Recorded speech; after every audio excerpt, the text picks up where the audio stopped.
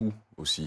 Parce que là, le ton est monté, on montre un peu les muscles, on a encore en tête l'envoi des troupes, le nucléaire.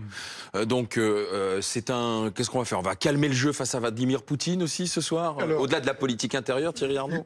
il a répondu par anticipation, Vladimir Poutine, dans le grand entretien qu'il a donné à la chaîne russe, sur laquelle il dit face aux gens qui n'ont pas de ligne rouge, nous n'aurons pas de ligne rouge non plus. Il a rappelé la puissance nucléaire russe. Il a dit qu'au fond, il n'était pas inquiet. Et puis, il a laissé entendre que de toute façon, tout ça ne ferait pas beaucoup de différence parce qu'on a eu beau armer jusqu'ici l'Ukraine sans pour autant lui permettre d'emporter ce conflit. Et a dit le président russe, même si on déployait des soldats de l'OTAN sur le terrain, au fond, ça ne ferait pas beaucoup de différence. Donc oui, on va regarder. On a déjà répondu par anticipation et répondra sur le même ton après l'intervention du président de la République ce soir. Pierre Laurin, est-ce que Poutine est capable de tout? Est-ce qu'il est capable de tout? Ça dépend de qui il a en face de lui.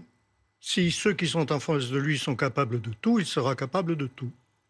Jusqu'à présent, ce que l'on voit, c'est qu'il a fait preuve de certaines limites. Il n'est pas allé au-delà de ce qu'il voulait faire.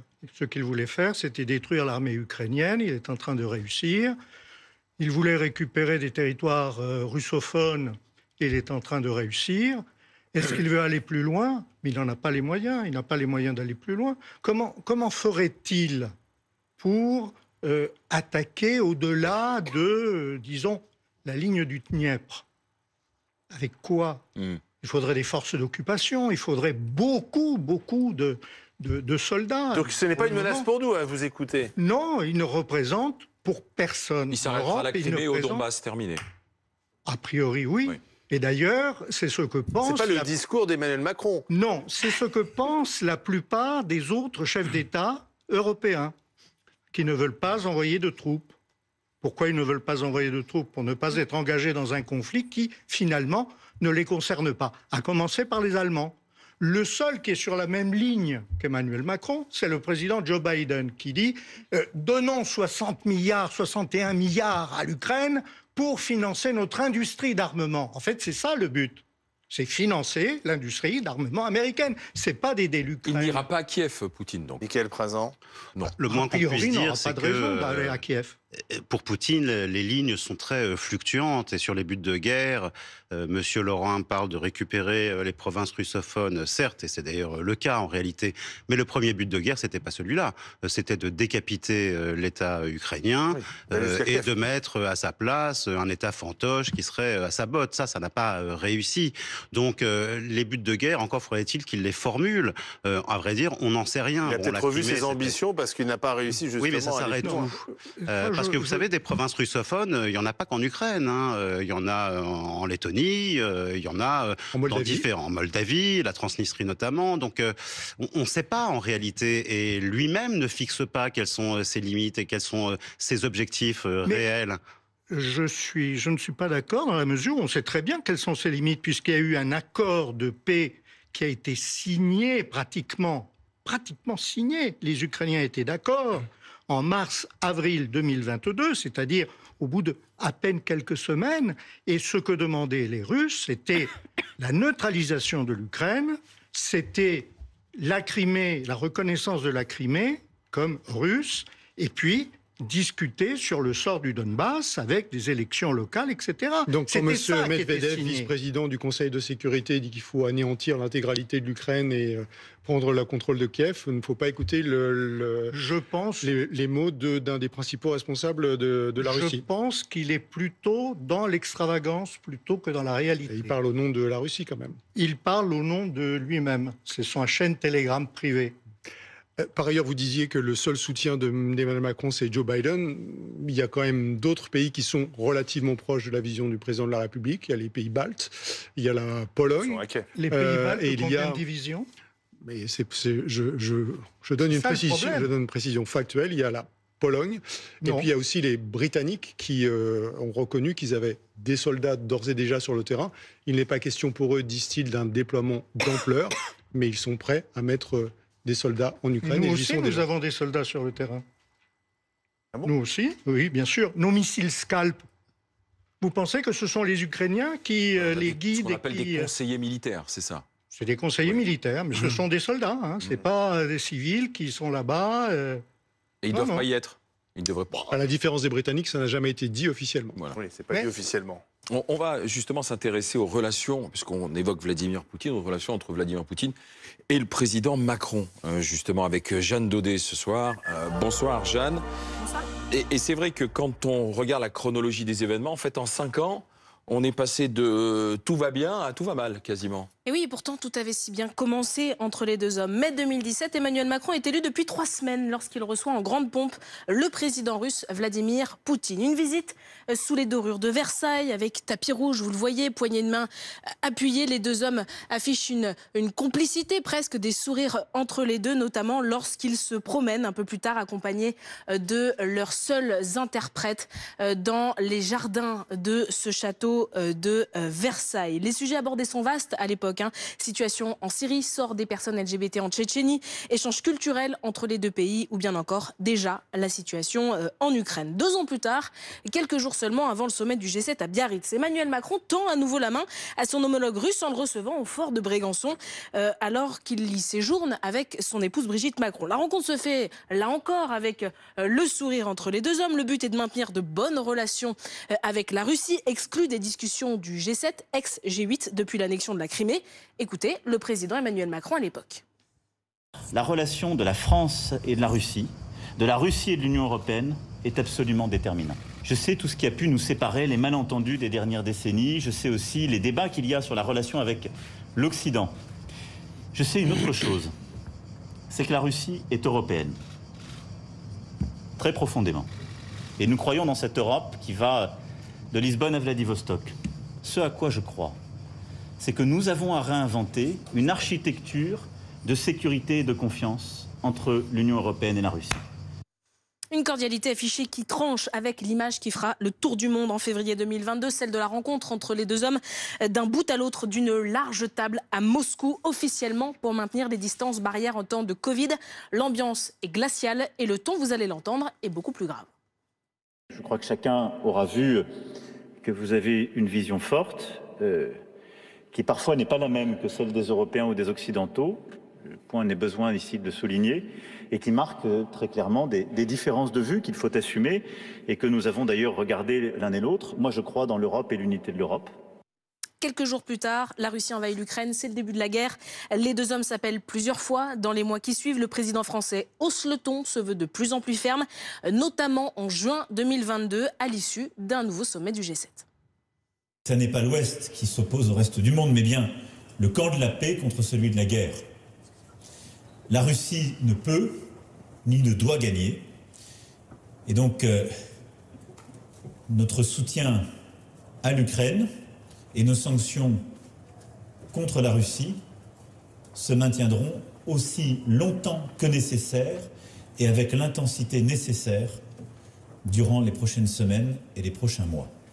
Septembre 2022, les deux hommes s'appellent sur la situation de la centrale de Zaporijia. Il s'agit là du dernier contact direct officiel entre les deux dirigeants. Merci Jeanne Daudet. A-t-on été trop naïf? Enfin, le on, c'est Emmanuel Macron, mais il n'est peut-être pas le seul dans cette histoire. A-t-on été trop naïf avec Vladimir Poutine?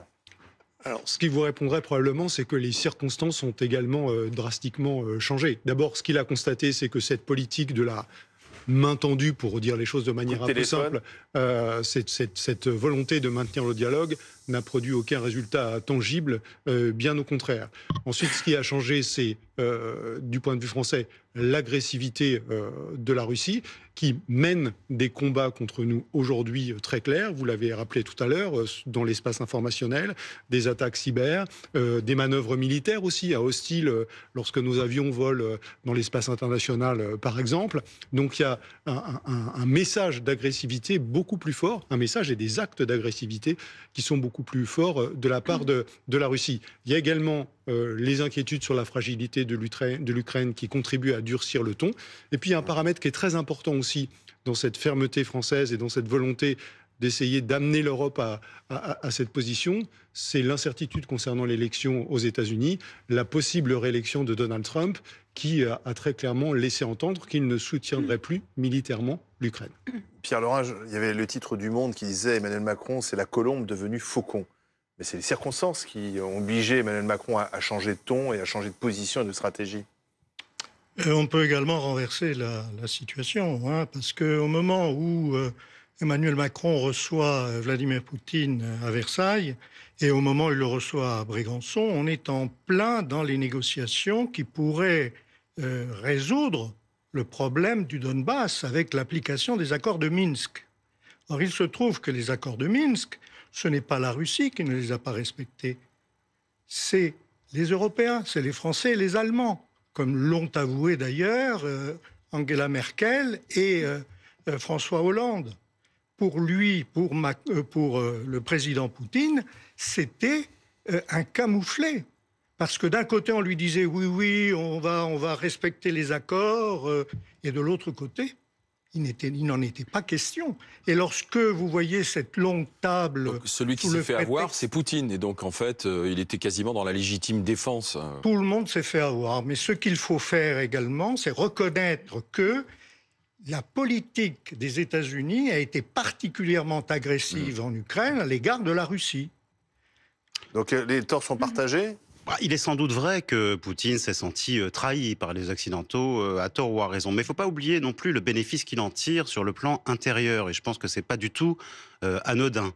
Vous aurez remarqué quand même qu'un État plus qu'autoritaire s'est désormais installé en Russie. Ça lui a permis de faire table rase de toute opposition, il sera réélu, de conserver le pouvoir ad vitam aeternam et en même temps de souder la population derrière lui. Les Russes ont toujours de l'admiration pour les hommes forts qui arrivent à incarner ce qu'ils pensent être leur destin, et Poutine en fait partie. Donc de ce point de vue-là, c'est tout bénef, d'autant plus que les sanctions économiques, on l'a bien vu, c'était quand même un coup d'épée dans l'eau.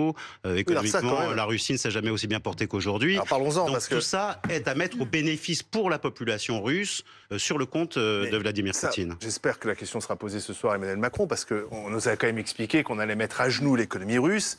Et que grâce à cela, on allait faire reculer Poutine, voire peut-être même le renverser. Je me souviens qu'il y a des scénarios d'un putsch qui pourrait être organisé. Les Russes affamés allaient renverser leur président. Rien ne s'est passé comme prévu. Il va falloir quand même à un moment donné aussi que la France et les Européens fassent leur autocritique sur cette politique des sanctions économiques. Et on se souvient des propos de Bruno Le Maire.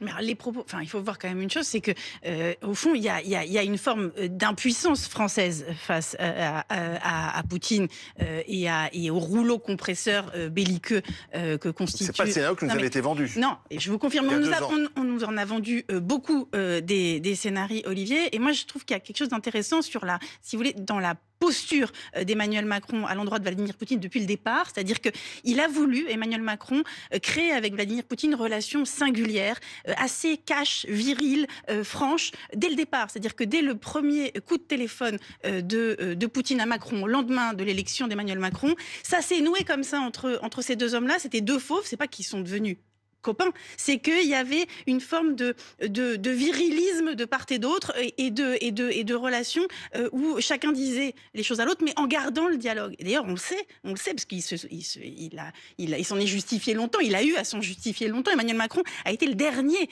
à être en contact, le dernier des dirigeants. On lui a même reproché. On lui reprochait à appeler Poutine, la guerre avait commencé, qu'il continuait encore à penser qu'il pouvait discuter au nom de cette relation singulière. Donc, et il a été aussi celui qui a expliqué qu'il fallait pas humilier Poutine, qu'il fallait des garanties, donner des garanties à Poutine pour la sortie du conflit. Donc il a toujours, en tout cas le plus longtemps possible, était celui qui continuait de dialoguer, qui pensait qu'il y avait une vertu de ce dialogue. Encore une fois, un dialogue viril. C'est comme ça qu'il le qualifiait. Et après ça, il a eu besoin de prouver qu'il était capable, une fois qu'il s'était fait avoir, parce que c'est comme ça que ça a été lu sur la scène politique française, de devenir un faucon. Eh bien, de dire maintenant que le dialogue n'a pas fonctionné, désormais, je fais la guerre moi aussi, je montre les muscles, on rentre dans le vrai rapport de force, et là, son discours est devenu le plus belliqueux d'entre tous. Donc on a si vous voulez, un discours qui était le plus dialogueur possible et qui a basculé dans la guerre à Poutine et le rapport de force. Il va falloir l'expliquer aussi aux Français. Pourquoi il change Jean-Pierre Lorrain? Alors, il y a là, Faucon, ça prête à un jeu de mots facile. Je vous laisse assumer ce jeu de mots. Je crois que ce qui se passe aujourd'hui, ce retournement d'Emmanuel Macron, a beaucoup plus à voir avec la politique intérieure. C'est-à-dire qu'il essaye également... Effectivement, vous avez raison, Poutine a réussi à fédérer, mais peut-être que Emmanuel Macron veut également essayer de fédérer autour de lui en diabolisant tous ceux qui ne sont pas d'accord avec lui et en les rejetant dans une sorte d'enfer qui ne représente rien, parce que en fait, on est en train de bander des muscles que nous n'avons pas. On va envoyer des mecs à Odessa. Mais qu'est-ce que ça signifie, envoyer des mecs à Odessa? Propos rapportés au mois de février du président de la République à l'Élysée, publié dans Le Monde, mais dont on n'a pas la véracité ni l'authenticité. Admettons qu'il ne soit pas vrai, qu'il ait dit on va envoyer des soldats à Odessa. Mais quels soldats? Avec quoi? Comment? Pourquoi? Il pense que soudain, parce qu'il y aura des soldats français qui seront protégés par un parapluie nucléaire qui ne peut pas s'appliquer dans ce cadre-là, qu'il va faire reculer la Russie? Ça, c'est les propos du Monde. Et puis dans les colonnes de nos confrères du Point, il y a les propos d'un historien russe que l'on a justement sorti. Il s'appelle aussi Medvedev. Sergueï Medvedev. Et voilà ce qu'il dit, Sergueï Medvedev. Poutine s'est construit sur la guerre. Avant même de devenir président, il a déclenché le conflit tchétchène.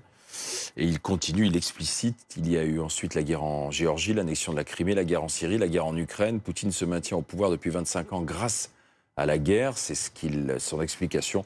Cette guerre en Ukraine est le prolongement de la Seconde Guerre mondiale. Aujourd'hui aussi maléfique qu'Hitler. Hitler a disparu, mais le mal du bolchevisme a survécu. Arnaud.